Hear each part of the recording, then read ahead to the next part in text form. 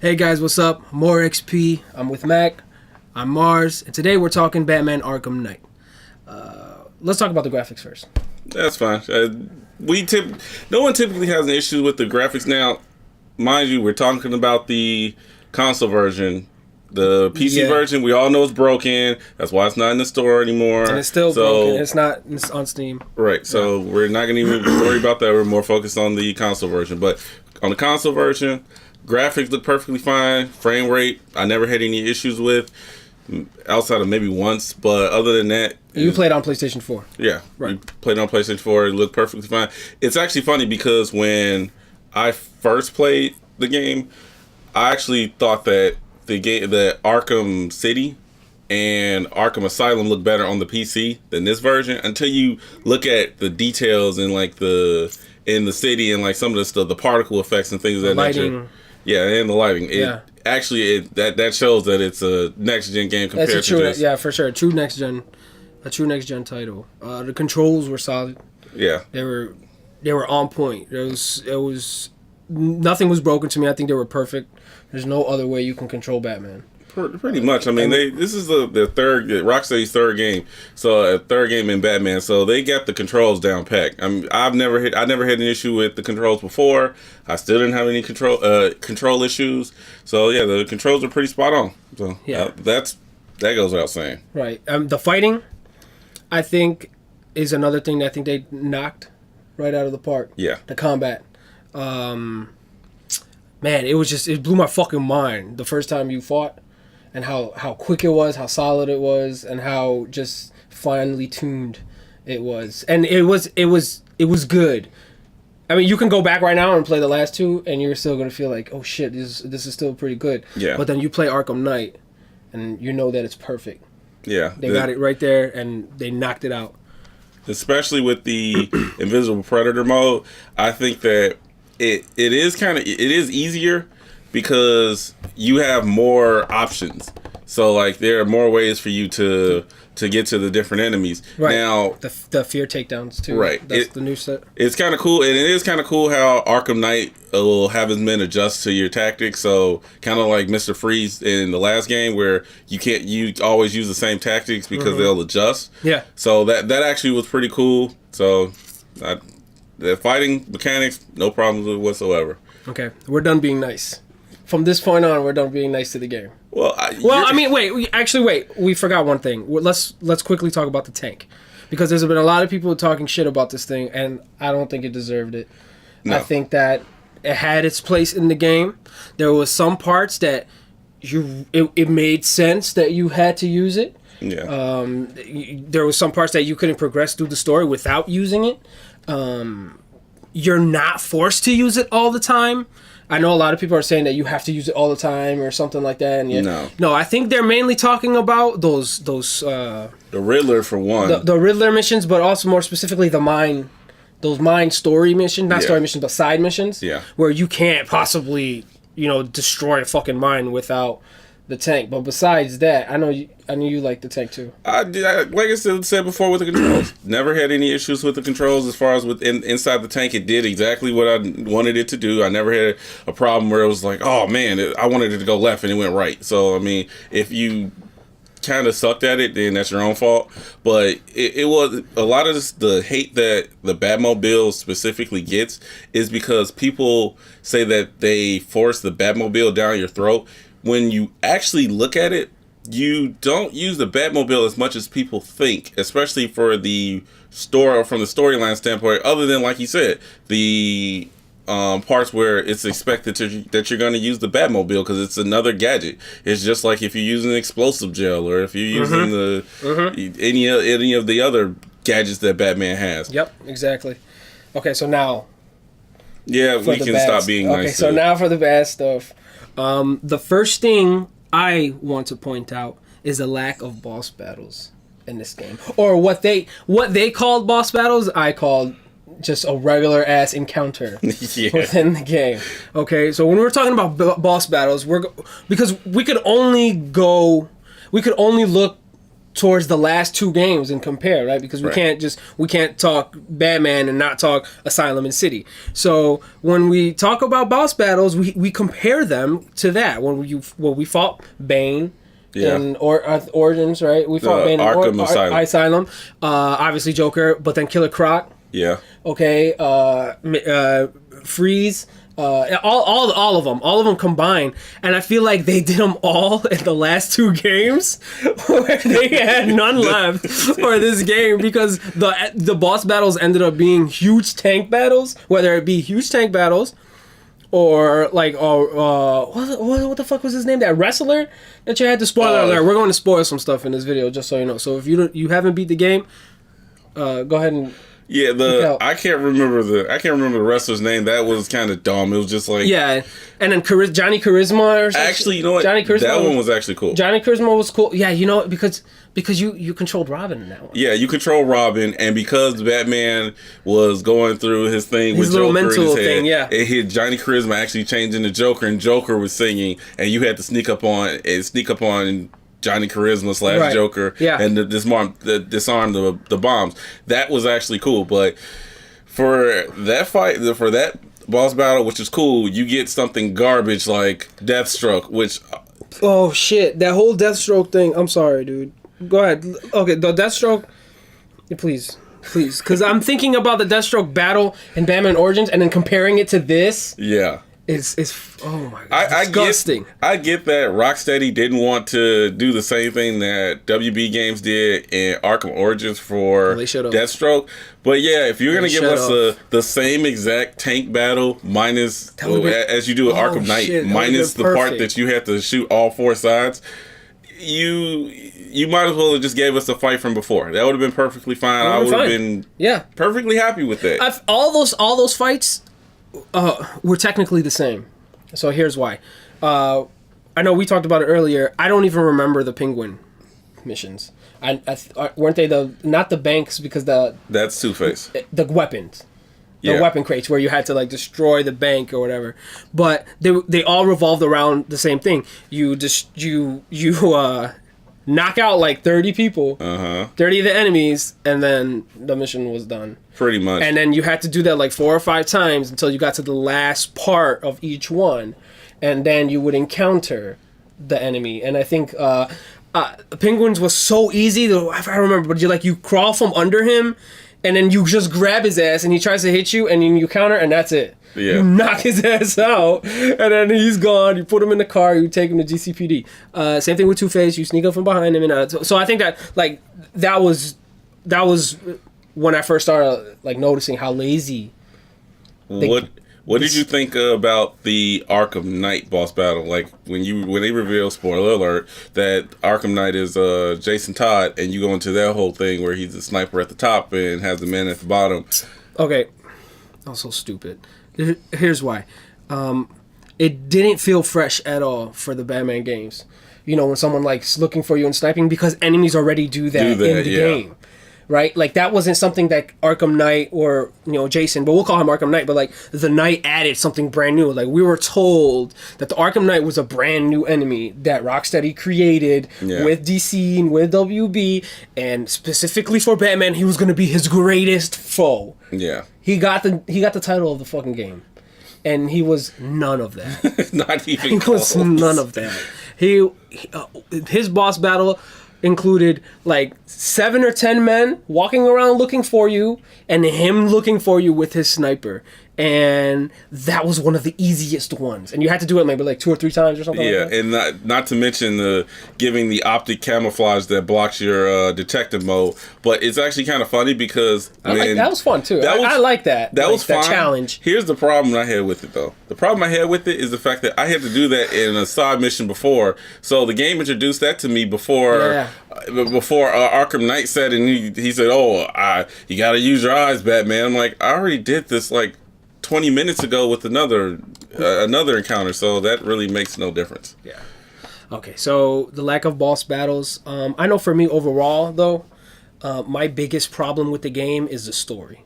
Okay, so I feel the story to me, the more I played the game, the more I felt it was getting worse for me. Like, it was like you started out so high. Like, there's nothing in that game compared to when you first started the game. When you go in that diner and then you see the fucking that whole scene where you're in that talking in that third person mode. And I really like the fact that they did that. And then you're in there and you're shooting and you feel like you're fucked up. You got that toxin in you and you're hurting all these people. And then after that, I think it just goes down because it didn't seem like they can match that type of impact in all their set pieces, right? Like the whole Oracle thing, I think, is the only one that can compare. But then, you know, as you keep playing the game, they take that shit right back.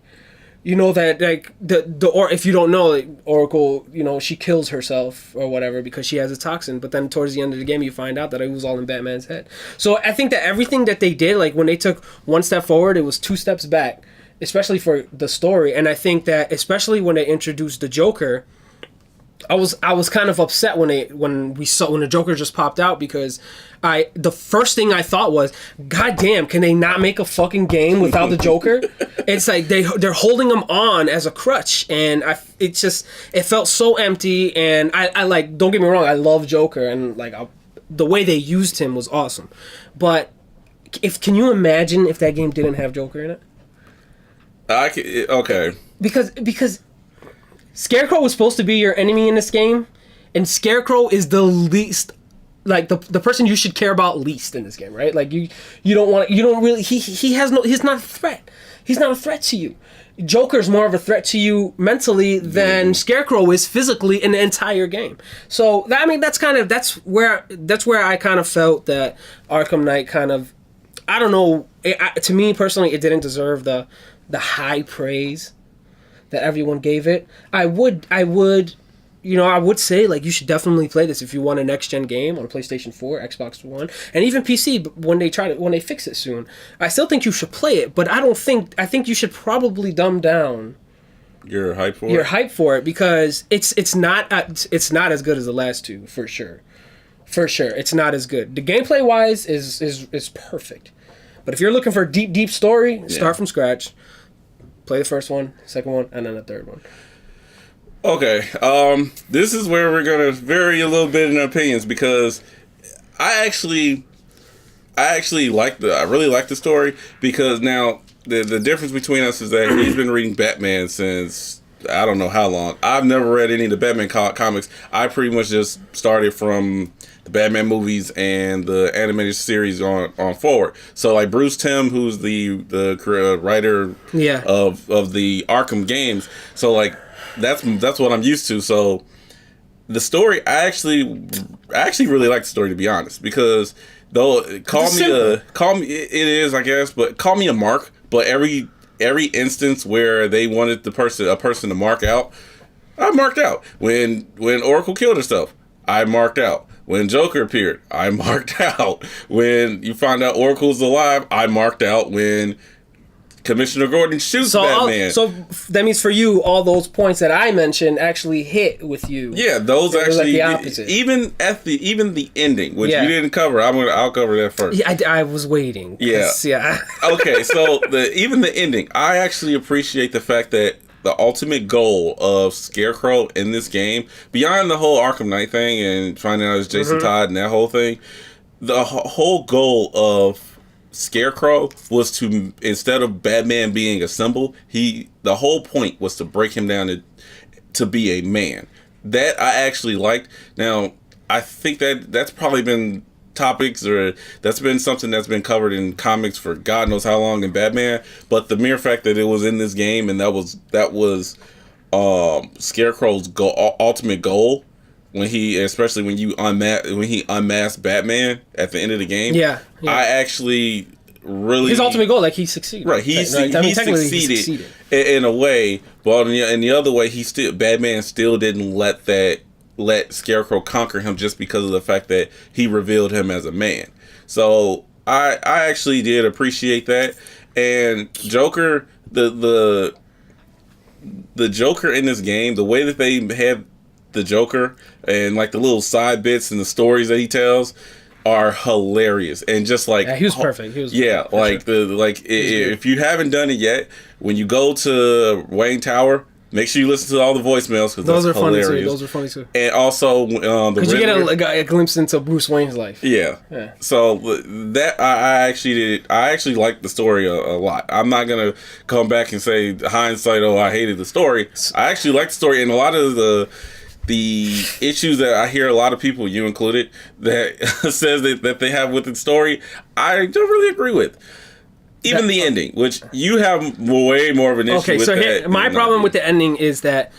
So I know I called Joker being in the game a crutch, right? Like a crutch.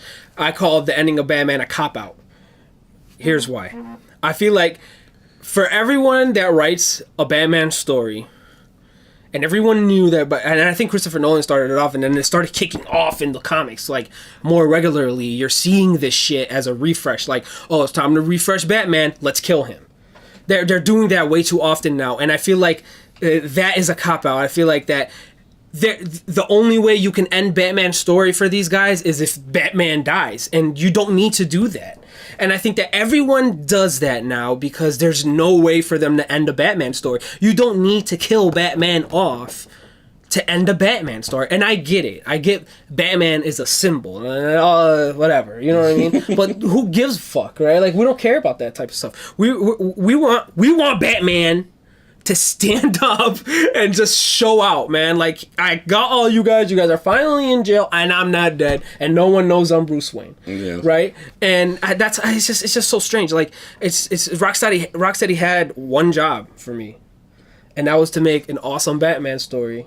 And they did it in the first one. They did it in the second one. That reaction, the final scene in that last one, that the Arkham City, it was sick. And that's how you do it, right? But then this. And not only part 3, what pissed me off even more is that you don't even get the true ending until you 100% the game. So you don't even, that is just like ridiculous. So then not only do you not get you have to 100% the game, suddenly those side missions turn into story missions.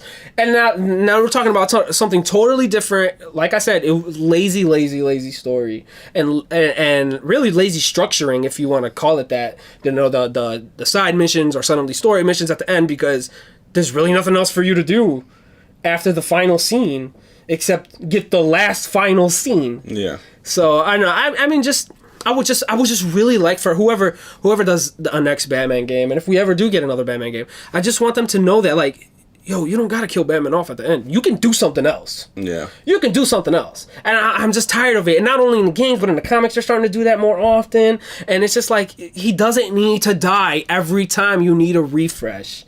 You can just, like, he could just fucking retire, man. Like you don't have to always kill him off. And I know, like, the true ending, a lot of people are saying, like, he's not really dead and he's working with Gordon for a new symbol, and then, like, it's fair. But, you know, that's all. I mean, I would have liked it something else. I would definitely liked it something else. And like I said, I mean, from the beginning to the end, it was awesome, good. It was awesome, great, good, damn. You know what I mean? Like, and that's how I played it, and that's it. I mean, that's pretty much it for me. I mean, until I finished the game, and then I saw the final ending, and then it's just, I was just like, okay, took a game out, and that was that for me. Okay. There's nothing else for me. Well, okay, so ultimately, what is, now this isn't a review. This is just a retrospective on the game. But if you had to give the game a score yourself, what would you give it between 1 and 10? It's clearly an above average game. Like, I don't want to say way above average, but it's a clearly above average game. But I can't, for me personally, and I'm not speaking for more XP, but for me personally, I cannot give it higher than an 8. Okay, and that's because this game does so much right. The graphics, the gameplay, the Batmobile, which I enjoyed. The weapons, the enemies, the different way you can attack enemies. It does so much right that I can't knock it because I couldn't set my personal feelings aside because of the ending. Because overall, it's a good game. Right. It's a good game. It's an above average game. It's actually funny because, Like some of the issues that you have with the game that I don't have with the game, and we do have some issues that are similar, and ultimately I'd give it an 8 as well, because it's not as good, because obviously it's not as good as Arkham Asylum or Arkham City, which those games are 10s in my opinion, but it's definitely above average. I definitely enjoyed it, and a lot of the things that I see online that bug me is some of the hate that the Batman game gets, because, and this is probably one of the reasons why you should never do scores on games, because to give a Batman game a 6, this Batman game a 6 is ridiculous. How do you give this game a 6 when games that are usually 6 out of 10 are games that are broken, not completely broken, but the graphics are broken and things like that. The only reason why I see people giving it a 6 is because of the PC version, which everybody knows that version is broken. But if you're grading a game, you should have said, if you're gonna give it a 6 because of the PC version, you should have said, I'll give it an 8 on the console version and a 4 on the PC version. So that's ultimately my, Quickly before we go, let's really quick. Let's talk about the DLC, because I know a lot of people are complaining about the price tag. Yeah. And you and me feel the exact same way when it comes to the DLC. If you don't like it, really don't buy it. And I know a lot of people say that shit, like, you can't say if you don't like it, don't buy it. It doesn't affect you in any way. You don't get another ending of the game. You don't get extra trophies or achievements. You don't get extra. You do get. I think the Batgirl still had extra trophies. But you don't. It's not part of. It's not part of the game, right? It's not part of the platinum in the game. But besides that, if you did want to get a season pass, I think the best idea for you is to wait to see exactly what's in it. That, or they're gonna come out with a Game of the Year edition. Yeah. Wait it out. I know you're upset for that 1 hour Batgirl DLC, or that 15-minute Harley Quinn DLC, or that 5 or 6 minute, was it like 5 or 6 minutes for the Scarecrow? 5 or 6 minutes for the Scarecrow shit that you can't find. You have to go through the AR section. Relax. It's not that serious. Play Batman. You spent $60 on it. Good job. Beat it. If you feel like you want more, then go ahead. Buy it. Yeah. Yeah, that's pretty good. How about that? Yeah, that's pretty much it. Okay. All right, guys. That's it for us. If you like this video, make sure you like it. Subscribe to our YouTube. Follow us on Twitter at MoreXPGaming. We're live on Twitch daily at twitch.tv _XP. That's pretty much it. Yep. All right, guys. Next video. See you later.